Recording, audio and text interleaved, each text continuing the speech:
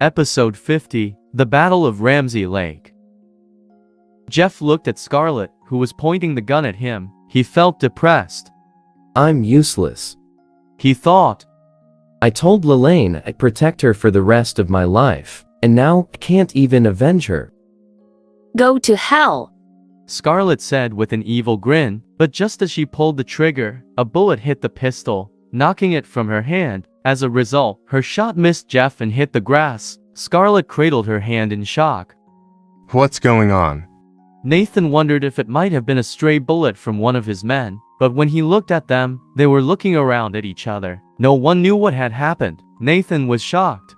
Even if his men had fired, how could they have possibly hit Scarlett Gunn? Who was responsible? The sky became darker. Is it going to rain? Nathan wondered. Everyone raised their heads to look at the sky. When they saw what was happening, they stared in shock. 6 helicopters flew above them, carrying a huge black curtain. It was impossible to estimate the exact size of the curtain. Is this a military exercise? Someone asked. What's that curtain for? Nathan rubbed his chin as he stared at the helicopters in the sky. They looked really cool. I'm the boss of the New York underworld. He thought. I should really buy myself a helicopter. The sound of the helicopters grew louder. They stopped above Nathan and then started to descend, slowly battering everyone with the wind they created. Some of the smaller students could barely stand. Students were afraid that one of them might land and injure them, so they scattered like rabbits. Dozens of men from the Dragon Gang societies stayed put. They were the bosses of the New York underworld, and they ran from no one. The 6 helicopters lowered the black curtain blocking the sunlight and landed around Nathan. The choppers all turned on their lights, and the Dragon Gang society found themselves standing within a semi-enclosed space, unable to see what was happening. They were dumbfounded. What was going on? Nathan was panicking. He had only been the boss of a New York underworld for a month after going through a bloody battle. It wasn't common knowledge yet, so why would the military be looking for him? Several men jumped out of the helicopters and rushed toward the people from the Dragon Gang society who wanted to resist, but they knew they were no match for their opponents. Screams echoed in the darkness. Some of Nathan's men had their arms broken. Some of Nathan's men had their arms broken. Some had their legs broken and others had been knocked unconscious. In less than 2 minutes, every member of the Dragon Gang society was lying on the ground. Only Nathan and Scarlett remained standing completely stunned. The Dragon Gang society was the strongest gang in New York, and yet they'd been defeated so easily and so quickly. With all his men down, Nathan could clearly see the people who had defeated them. 3 men were left to guard the gang members while the remaining 3 people rushed over to Jeff. There were only 6 of them, but they had defeated 20 members of the Dragon Gang society. The newcomers appeared to be in their 20s, and they were dressed in identical black clothes. They were all tall and sturdy. One man tore off his shirt and bandaged Jeff's wounds. He helped him to sit on the ground and then kneeled beside him. Mr. Florento, we're the 3rd squad of your family's security team. I'm sorry we're late. At least my family hasn't left me to die. Jeff thought bitterly. His family was one of the most powerful in the world, and they would always vigorously protect their members. Each area where members of the Florento family lived had a security squad assigned to them. Squad 3 had only been alerted to Jeff's dangerous situation a short time ago when they had informed the Florento family. They'd been instructed not to interfere unless Jeff's life was in danger. As a result, Squad 3 had arrived late. It's fine, Jeff said. I don't blame you. All he could think about was killing Scarlett. His gaze shot toward her without a shred of emotion. Kill her. Scarlett's legs gave way to his words, and she collapsed on the ground. These people could easily kill her. She was still so young, and she wasn't ready to die. Faced with the consequences, she deeply regretted killing Lelaine. She was so scared that she almost wet herself. She started to mumble. I don't want to die. Please don't kill me. Mr. Florento, did she injure you?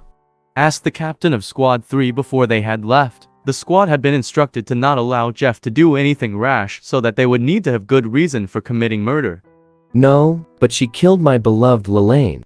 Jeff looked over at Lelaine's corpse in grief. The captain frowned and signaled to one of his team members to check it out.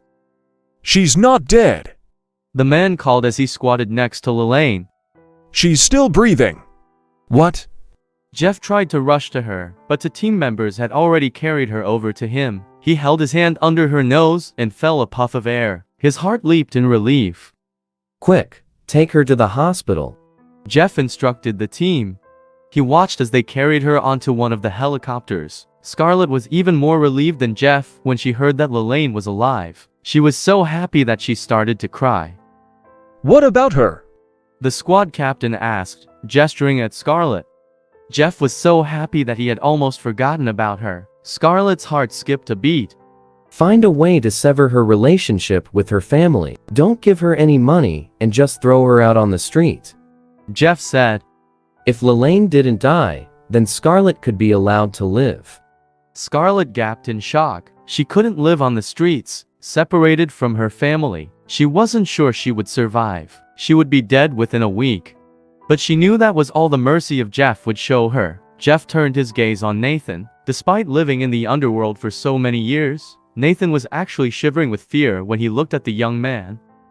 These people have caused enough trouble, crippled the Dragon Gang Society, prevent them from controlling the underworld. If they try to rebuild, kill them all immediately. Jeff said lightly. Yes, sir. For them, destroying the entire city's underworld was easy. Nathan didn't even dare to breathe. He was just glad that no one had hit him. They came here to cause trouble, and they don't fear the law. Jeff continued. So strip them and send them out of there naked. Let's see if they have any shame. Yes, sir.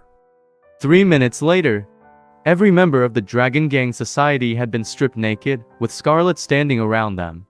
It was like something out of the movies. The security team helped Jeff into one of the helicopters, and then they all slowly rose into the air. Nathan and his men were left standing there completely naked. As they stood there, exposed to the elements, quite a few students gathered around them, many taking photos. Fortunately, their luxury cars were still there. Nathan and his men had used their hands to cover their private parts as they ran toward the cars, wanting to hide in them and escape. But before they reached the cars, one of the helicopters came back down and banged into the vehicles. Each one of the luxury cars became nothing more than scrap metal. Then the helicopter flew off into the distance. My car. Nathan thought, looking at the wrecked Rolls-Royce. He nearly had a heart attack. Nathan and his men could only run toward the school gate, their useless car keys clutched in their hands. When they reached the street, they tried to hail a taxi, and even more people took pictures of them. The photos of Nathan and the others were quickly posted on various social networking sites. Everyone wondered why so many men had been attacked at the same time.